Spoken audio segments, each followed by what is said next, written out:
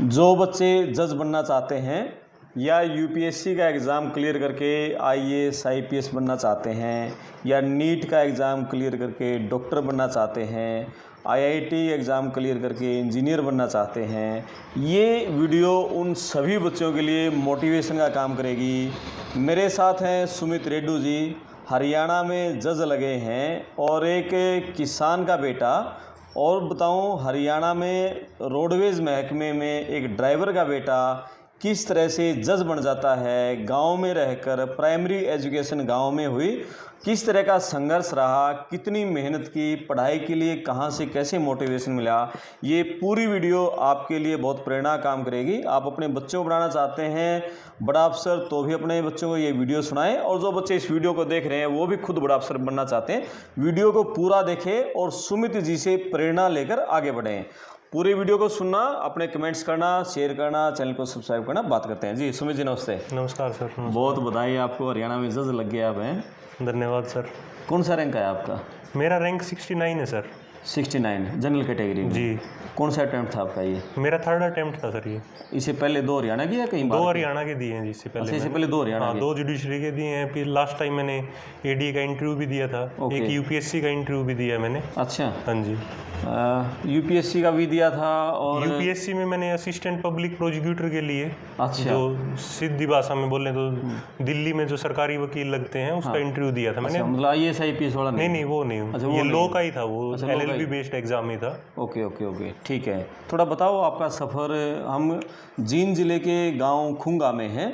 खुंगा कोठी जिसे कहते हैं। जींद रियासत के जो राजा थे उन्होंने इस गांव में कोठी बनाई थी, और वो जब जींद से सफीदो जाते थे तो रास्ते में यहाँ एक कोठी है खुंगा गांव में, उसमें रुकते थे वो। और इस कोठी के बारे में बहुत सारी अलग अलग धारणाएं, उसकी एक अलग से हम वीडियो बनाएंगे। तो यहाँ रुकते थे, तो इस गांव का नाम खुंगा कोठी बोलते हैं। तो खुंगा गांव जींद ज़िले के हैं और सुमित रेड्डू जी गांव में यहीं बैठे हुए हैं।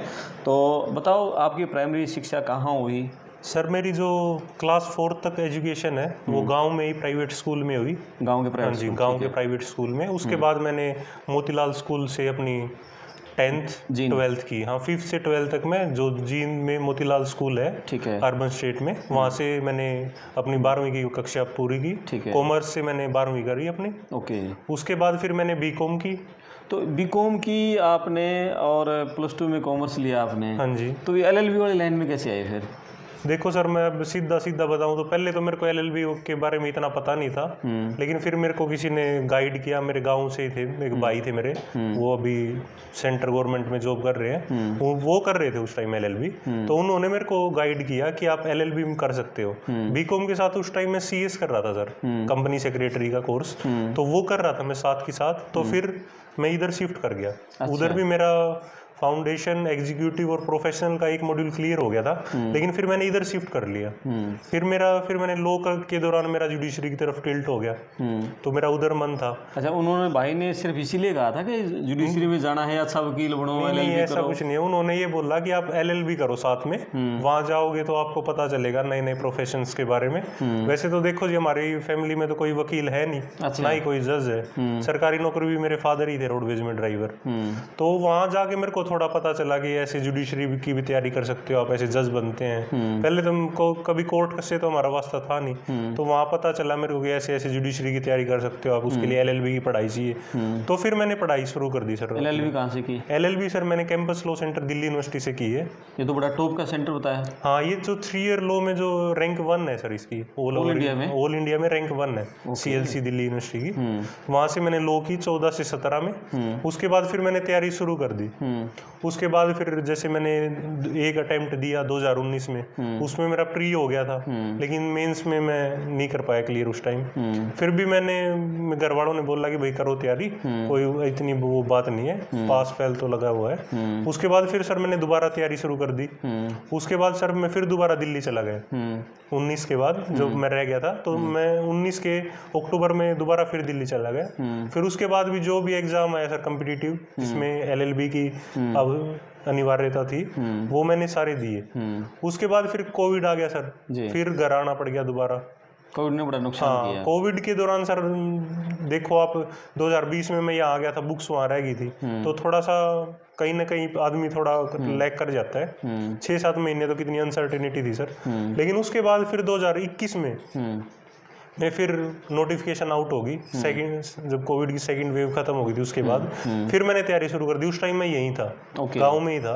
वो अटेम्प्ट और जो 2019 वाला अटेम्प्ट है वो मैंने गांव में रह के ही दिए। मैं जींद लाइब्रेरी चला जाता था, वहां पढ़ के और मैंने अटेम्प्ट दिए। लेकिन फिर 2022 में फिर मेरा प्री हो गया, मेंस में फिर मैं लैग कर गया। फिर उस दौरान फिर मेरा यूपीएससी का एक एग्जाम क्लियर हो गया था, उसका इंटरव्यू मैं वेट कर रहा था, तो उसकी मैंने तैयारी की। फिर मैं चंडीगढ़ शिफ्ट हो गया सर तैयारी के लिए। आपको लगा कि भाई 2 अटेम्प्ट में क्लियर नहीं हो पाया, कहीं मुझे बाहर और कोचिंग? हाँ, फिर मेरे को ये लगा सर कि मेरे को पुश की जरूरत है, मेरे को थोड़ा गाइडेंस की जरूरत है, क्योंकि जितनी पढ़ाई मैंने 2019-22 में की थी, पढ़ाई तो मैंने अब भी उतनी की है। लेकिन उस टाइम क्या था कि मेंस के लिए मैं आंसर राइटिंग नहीं करता था सर, तो उस वजह से फिर मैं लैग कर जाता था। वो मैं एक्सप्रेस नहीं कर पाता था अपने आप को, जो आंसर्स में लिख के जो एक्सप्रेस करना होता था ना, वो नहीं कर पाता था। फिर मैं सर चंडीगढ़ शिफ्ट हो गया। फिर उसके बाद फिर वो मैंने दिल्ली वाला इंटरव्यू दिया, वो मेरा रह गया था। फिर उसके बाद फिर हरियाणा एडीए की एचपीएससी ने नोटिफिकेशन निकाली, वो मैंने फॉर्म भर दिया, वो मैंने उसका प्री दिया, प्री क्लियर हो गया मेरा। फिर मैंने मेंस दिया, मेंस भी हो गया मेरा, लास्ट ईयर था वो, अक्टूबर में मेंस हुआ, वो क्लियर हो गया। लेकिन उसके बाद सर फिर इंटरव्यू दिया मैंने, इंटरव्यू भी मेरा अच्छा हो गया, इंटरव्यू में मार्क्स भी अच्छे लग गए। लेकिन मेरा जो है वो मेरा फाइनल मेरिट में नहीं सिलेक्शन हुआ। ओके। हाँ, फिर उस टाइम मेरे को होप थी कि अब मेरा हो जाएगा, इसमें तो मेरा हो ही जाएगा, क्योंकि इंटरव्यू भी अच्छा हुआ था, पेपर भी अच्छा हो रखा था। लेकिन उसमें फिर मेरे मेंस में मार्क्स कम थे, तो फिर मेरी रैंक उसमें पीछे चली गई, तो फिर मेरिट में मेरा नंबर नहीं आया सर, फाइनल मेरिट में नहीं आया। फाइनल मेरिट में नहीं आया। उसके बाद सर फिर मैं थोड़े सभी थोड़ा दुखी तो होते ही है। मैं यहीं था घर जब रिजल्ट आया, 16 दिसंबर को आया था लास्ट ईयर, तो मैं यहीं था। थोड़ा सा तो आदमी दुखी रहता ही है। लेकिन फिर जैसे मेरे पापा हैं, मेरी मम्मी है, मेरा भाई है, भाभी है, सब इन्होंने बोला कि कोई नहीं, तैयारी करो आप, इसमें नहीं तो नेक्स्ट ईयर हो जाएगा, इसमें नहीं तो फिर आप एडीजी में हो जाएगा। ये मोटिवेशन बड़ा काम का रहता है इस तरह ना। ये जो तैयारी है ना सर, जो आप तैयारी तो आप खुद करते हो, लेकिन घर वालों का के ऊपर भी तो थोड़ा प्रेशर बनता है। सोसाइटी भी ये बोलती है कि भाई क्या कर रहा है लड़का, क्या कर रहा है, पढ़ रहा है जी, पढ़ रहा है, कितना टाइम लगेगा, क्योंकि ये तो सर इसमें कोई सर्टेनिटी तो है नहीं कि कब एग्जाम आएगा, कोई एग्जाम का कैलेंडर तो है नहीं कि जनवरी में नोटिफिकेशन आएगी, मार्च में आपका पेपर होगा, कब मेंस होगा, कब इंटरव्यू होगा। जैसे अभी मैंने लॉक किए, मेरे को 6 साल हो गए, 6-7 साल हो गए, इतना पीरियड में प्रेशर तो बिल्ड होना शुरू हो जाता है। बिल्कुल। तो उसके बाद फिर मैं इस दौरान आपने कहीं प्रैक्टिस भी नहीं की? प्रैक्टिस सर मैंने बीच में जब 2022 में 2-3 महीने मैंने अपने जींद कोर्ट में प्रैक्टिस शुरू की थी। ओके। हाँ, वो उसके लिए उसका मेन कारण क्या था सर, जो दिल्ली में मैंने यूपीएससी का इंटरव्यू फेस करना था ना, उसमें 3 साल की प्रैक्टिस मांग रखी थी। ओके। तो मेरे को यूँ था कि वहाँ प्रैक्टिस ओरिएंटेड क्वेश्चन आपसे पूछे जाएंगे, तो इसलिए मैंने कोर्ट का एक्सपोजर लेने के लिए तो फिर मैंने यहाँ राम शोकन जी हैं उनको ज्वाइन किया था। ठीक है। लेकिन ये हम ये कहें कि प्रैक्टिस जब आपने शुरू की थी उसमें भी आपको ये नहीं लगा कि यार मुझे प्रैक्टिस में ही जाना, अब अच्छा वकील ही बने, या जुडिशरी का ही टारगेट था? नहीं सर, मेरा कोई इतना वो नहीं था कि मेरे को जज ही बनना है या मेरे को अच्छा वकील बनना है। जैसे मेरे फादर है ना, जो उनका सपना था कि बेटा जज बने। हाँ, तो उसके लिए भी फिर मैं कोर्ट तो जाता था, लेकिन मेरे बैक माइंड में ये चीज रहती थी कि भाई तैयारी तो करनी है अपन ने, अब नहीं आज नहीं तो कल बनना ही है जज तो अपन ने। ये नहीं तो एडीजे होता है जो अपने हायर जुडिशरी में, उसमें 35 साल की उम्र चाहिए आपकी और 7 साल का एक्सपीरियंस। मेरे को ये था कि ये नहीं तो मैं ये कर लूंगा। ओके। हाँ, फिर मेरा प्लान था कि मैं एडीए करके फिर हायर जुडिशरी की तैयारी कर लूंगा। लेकिन कई बार है ना, चीजें आपके प्लान्स के अकॉर्डिंग नहीं होती। जैसे मेरा प्लान तो ये था कि मैं लास्ट ईयर एडीए लगूं, फिर साथ ही साथ तैयारी करूं, लेकिन वो प्लान सक्सेसफुल नहीं हुआ। ये हो गया अच्छे के लिए हुआ है ये, हाँ कह सकते हो आप। और अच्छी तैयारी होगी उसकी बाद। ये अब फिर वो दिसंबर में जैसे सर रिजल्ट आ गया था, फिर 1 जनवरी 2024 को ही नोटिफिकेशन आउट होगी हरियाणा जुडिशरी की। तो फिर मेरे को बूम वो हो गया कि भाई इसकी कर लेते हैं, तैयारी तो अभी की है, तैयारी तो है ही। फिर मैं वापस चंडीगढ़ चला गया सर 3-4 जनवरी को। फिर मैंने वो फॉर्म फिलअप कर दिया, उसकी मैंने तैयारी की वही पंजाब यूनिवर्सिटी में रह के। वो तैयारी की सर, 3 मार्च का प्री था, प्री मेरा ठीक ठाक हो गया। फिर मैं आ गया था 10 एक दिन के लिए। तो मेरे को यूं था, मेरा अच्छा स्कोर बन रहा था उसमें, 400 प्लस बन रहे थे 500 में से। तो मेरे को यूं था कि प्री तो आपका हो ही जाएगा, हाँ अब आप मेंस की तैयारी करो। तो फिर मैं वहाँ चला गया सर। फिर वहाँ मैंने एक सर हैं हाई कोर्ट में, एडवोकेट है वो, उनके पास मैंने उनको ज्वाइन किया मैंने। वो तैयारी करवाते हैं बच्चों की, हाँ मेंस की। वो आंसर राइटिंग करवाते हैं, वो आपके टेस्ट लेते हैं। ओके। हाँ वो अल्टरनेटिव डेज पे, यानी कि एक दिन छोड़ के एक दिन आपका टेस्ट लेंगे मेंस का। एक दिन आप पढ़ो, नेक्स्ट डे भी हाफ डे पढ़ो, 2 बजे से और 5 बजे तक वो आपका रिटर्न में टेस्ट लेंगे। ठीक है। तो उससे फिर जो मेरी राइटिंग स्किल्स थी सर वो इम्प्रूव होगी। लो तो मैंने पहले भी, क्योंकि मैं इतने लंबे टाइम से पढ़ ही रहा था, तो लो तो मेरा स्ट्रॉन्ग था ही कंसेप्चुअली। तो फिर मेरी वहाँ आंसर राइटिंग मेरी अच्छी होगी। फिर मेरा जो अपने ये 12, 13, 14 जुलाई को मेंस था वो दिया मैंने। फिर वो मेरा क्लियर हो गया। 25 अगस्त को शायद रिजल्ट आ गया था। फिर मैं यहीं था घर, उस टाइम भी मेंस दे के मैं घर आ गया था। फिर मैं वापस चला गया सर। फिर मैंने तैयारी की जी। हाँ, फिर मेरा 14 सितंबर को इंटरव्यू था। ओके। हाँ जी। अच्छा, इंटरव्यू कहाँ, चंडीगढ़ हाई कोर्ट में? हाँ जी, जो सर ये जुडिशरी की प्रोसेस है ना, वैसे तो इसको एग्जाम को बोलते हैं HCS जुडिशियल ब्रांच। इसमें जो एग्जाम्स कंडक्ट करने हैं वो HPSC का काम है, हरियाणा पब्लिक सर्विस कमीशन। जो एग्जाम सेंटर्स वगैरह अरेंज करने हैं वो काम है HPSC का। रिजल्ट वगैरह डिक्लेयर करेगी HPSC। लेकिन जो प्रोसेस है ना पूरी, जो रिक्रूटमेंट कमेटी है वो चेयरमैन कॉन्स्टिट्यूट, वो हाई कोर्ट कॉन्स्टिट्यूट करता है। ओके। उसमें हाई कोर्ट के जस्टिस होते हैं। जो इंटरव्यू है वो भी उन्होंने कंडक्ट करवाया हाई कोर्ट में। ये इंटरव्यू हुए थे हमारे। 14 सितंबर को मेरा इवनिंग सेशन में इंटरव्यू था सर मेरा। हिंदी में था इंटरव्यू, इंग्लिश में था? सर वहाँ लैंग्वेज का कोई इतना वो नहीं है कि आप इंग्लिश में ही बताओ या हिंदी में बताओ। आपको अपना आंसर उनके सामने रख दो। आप अपना जो आपका ओपिनियन है कोई क्वेश्चन के ऊपर, या जो आपका आंसर है वो उनको बता दो। जो इंटरव्यू बोर्ड के मेंबर्स थे, जस्टिस अनिल खेतरपाल जी थे, जस्टिस मंजरी नेहरू कोल मैम, एक जस्टिस HS सेट्टी थे, ये हमारे एडवोकेट जनरल थे बलदेव राज महाजन जी। ये 4 मेंबर्स का पैनल था मेरे टाइम में। ओके। हाँ, तो उन्होंने ये चारों ने क्वेश्चन पूछे? हाँ, चारों ने क्वेश्चन पूछे सर। वो काउंटर क्वेश्चनिंग करते हैं आपको। जैसे उन्होंने मेरे से 6 से 7 क्वेश्चन पूछे थे, लेकिन वो आपसे एक क्वेश्चन पूछेंगे ना, आप आंसर दोगे, फिर वो आपको काउंटर क्वेश्चन करेंगे सर। तो फिर वो चेक करते हैं कि आपको कितनी डीप नॉलेज है। उसके हिसाब से फिर मेरा अच्छा गया था। पहले जैसे स्टार्टिंग में जाते ही इंट्रोडक्शन हुई थी, मैंने बता दिया कि मैं ऐसे ऐसे, मेरा ये नाम है जी, मेरा ये गांव का नाम है। ये वो मैंने इंग्लिश में बता दिया था कि ये मेरा गांव का नाम है जी। अपने फादर के बारे में बता दिया था, कहाँ से मैंने लॉ की और मैं क्या कर रहा हूँ। फिर उन्होंने पूछा कि अच्छा आपने प्रैक्टिस की है? तो मैंने उनको बता दिया हाँ जी की है।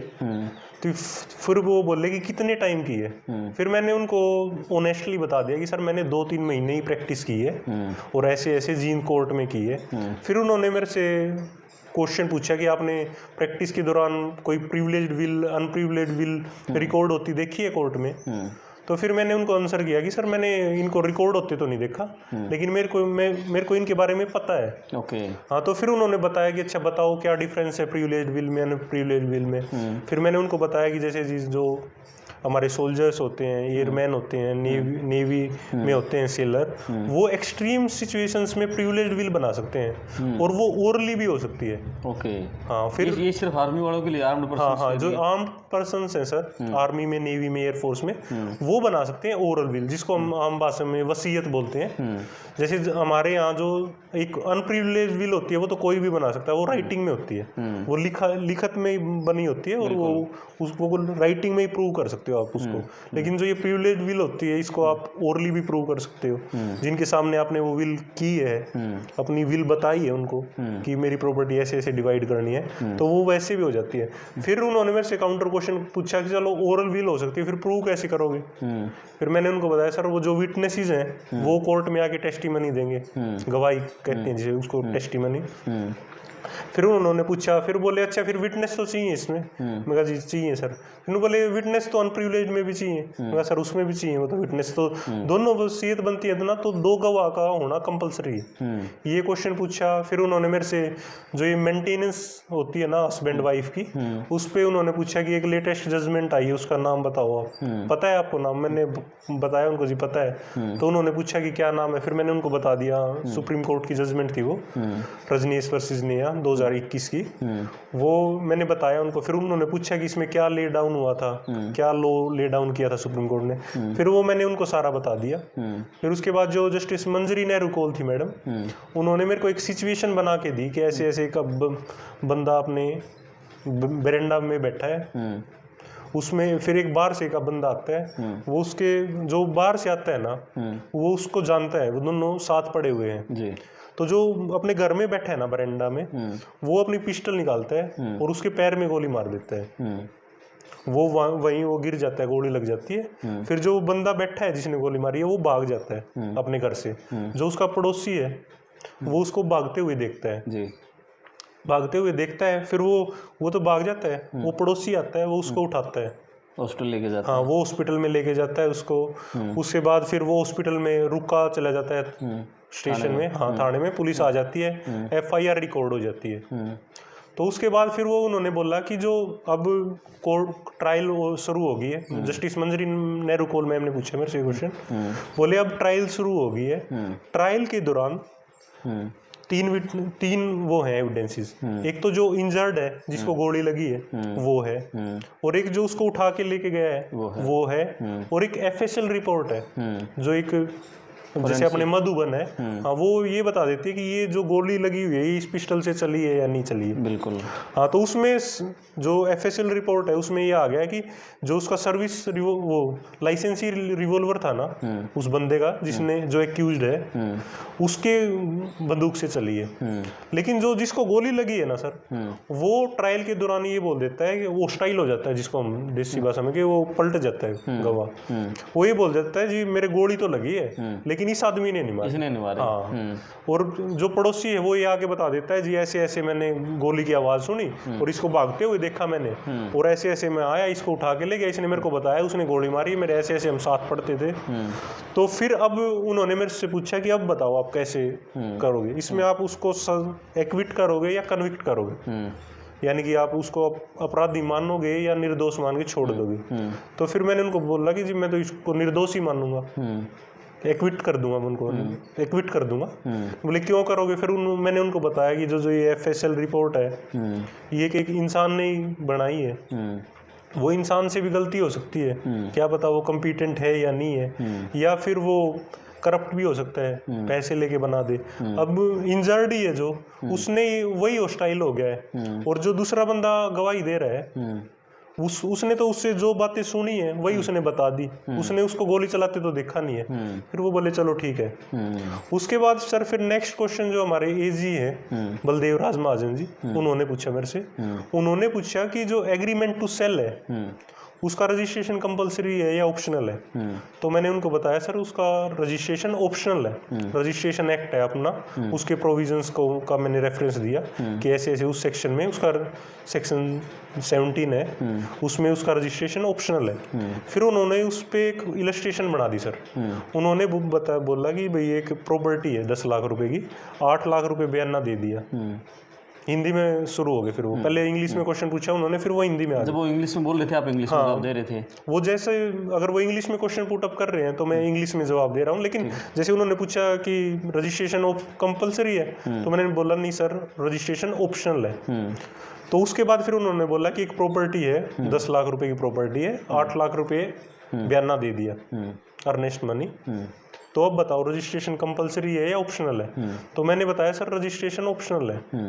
फिर उन्होंने पूछा कि जो अनरजिस्टर्ड एग्रीमेंट है उसको आप कोर्ट में एज एन एविडेंस यूज कर सकते हो? मैंने बोला सर कर सकते हैं। फिर उन्होंने वो सेटिस्फाइड थे मेरे आंसर से।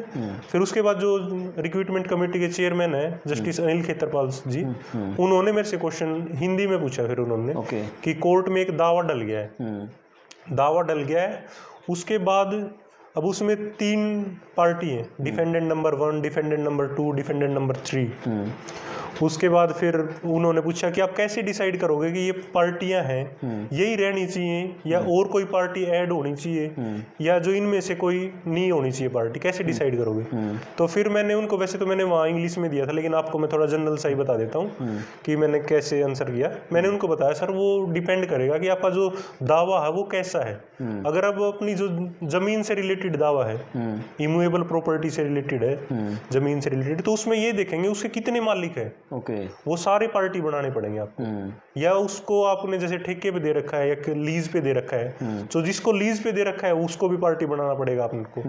तो फिर वो सेटिस्फाइड थे आंसर से। इसमें टर्म्स हैं सर, लोगी प्रॉपर पार्टी, नेसेसरी पार्टी। आपने सभी क्वेश्चंस के जवाब दिए। कितने घंटे आपकी पढ़ाई होती थी, क्या क्या बुक्स आपने पढ़ी?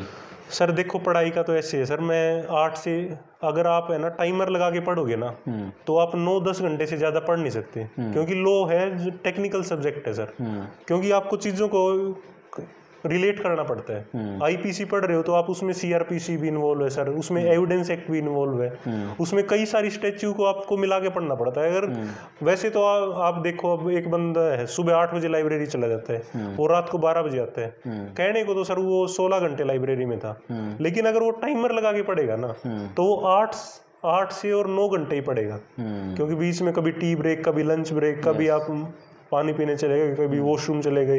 अगर आप टाइमर लगा के पढ़ो ना सर, मैंने जैसे कई बार टाइमर लगा के पढ़ा मैं, अब तो आप अगर 9 घंटे पढ़ लेते हो ना तो बिल्कुल एग्जॉस्ट हो जाते हो आप। 8 घंटे की एवरेज आती है सर आपकी।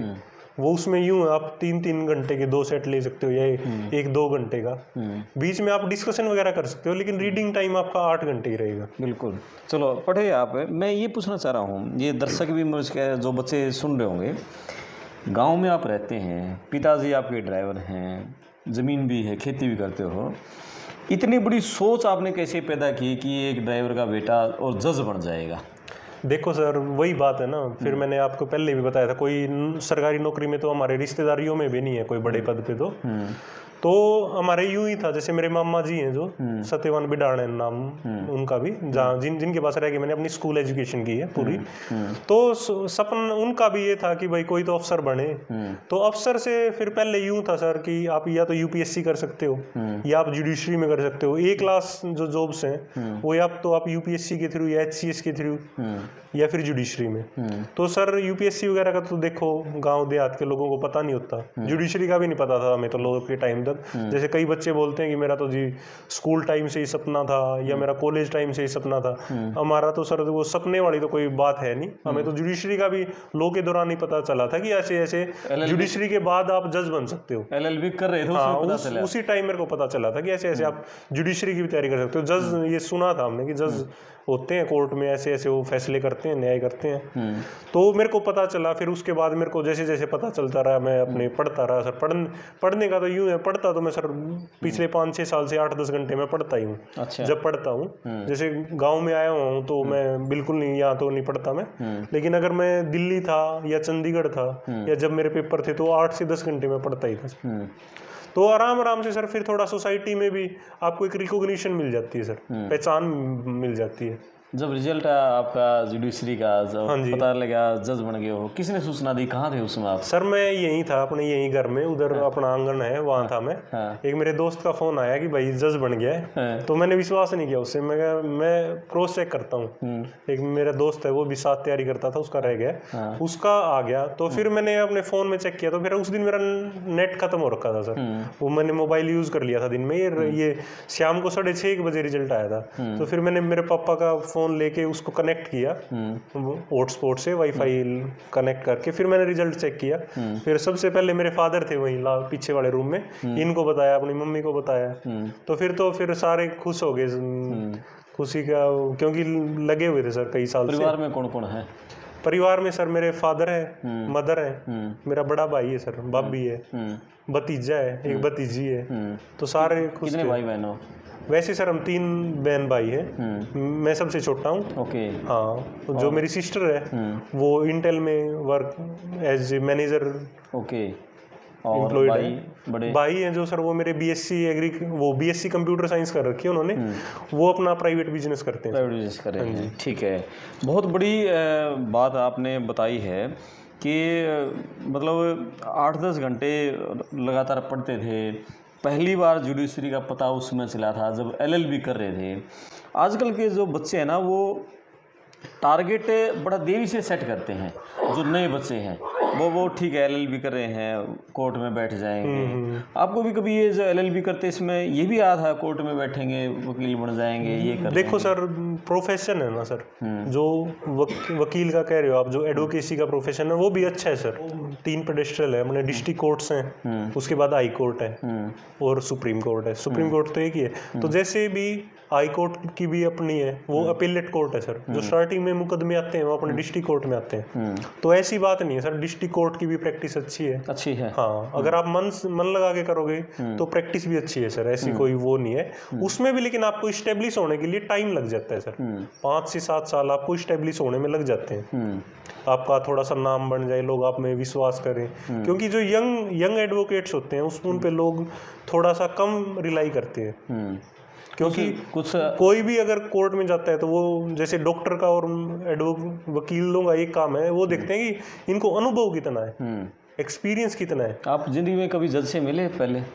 इससे पहले सर मेरे दोस्त हैं, कई जज है। अच्छा। हाँ, उनसे मिला हूँ मैं। एक बार अपने असिस्टेंट सेशन जज थे यहाँ जींद, संजीव आर्य जी, उनसे मिला था मैं एक बार एक शादी में। ओके। हाँ, तो वो बढ़िया लगा मेरे को। और यूँ था मेरे के। अच्छा, एक जज की लाइफ बड़ी पर्सनल लाइफ से हो जाती है, वो पब्लिक लाइफ नहीं जी सकता।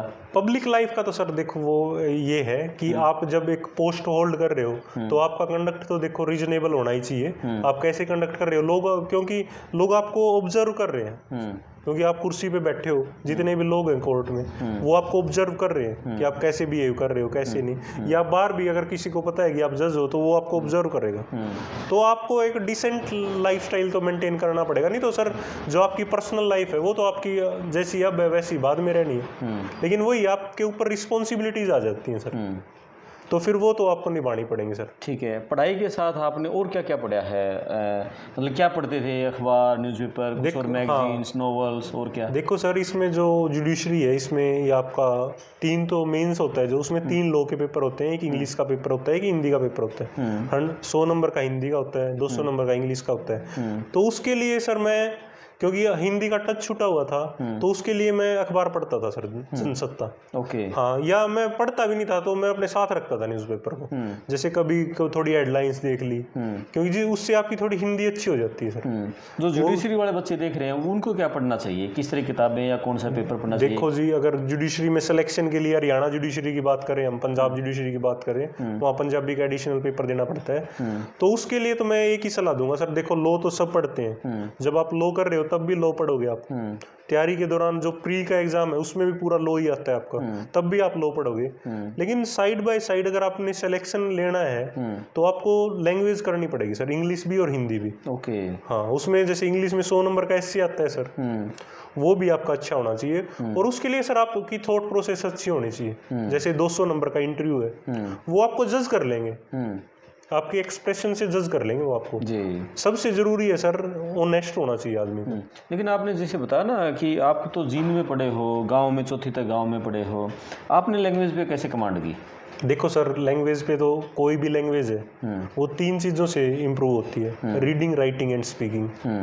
अब जैसे आपकी इंग्लिश ही थोड़ी वीक है या हिंदी वीक है तो आप हिंदी के न्यूज़पेपर पढ़ो, न्यूज़पेपर पढ़ो, आप रीडिंग कर रहे हो, उसको देख देख के लिख लो, लिखना भी आपका अच्छा हो जाएगा। अगर आपको और अच्छी करनी है तो अखबार को बोल बोल के पढ़ो आप अकेले में, उससे आपकी प्रोनाउंसिएशन भी अच्छी है। जैसे अपने डिस्ट्रिक्ट कोर्ट है यहाँ, जैसे हमें ये जो मेरी पोस्ट है सिविल जज कम जुडिशियल मजिस्ट्रेट की पोस्ट होती है।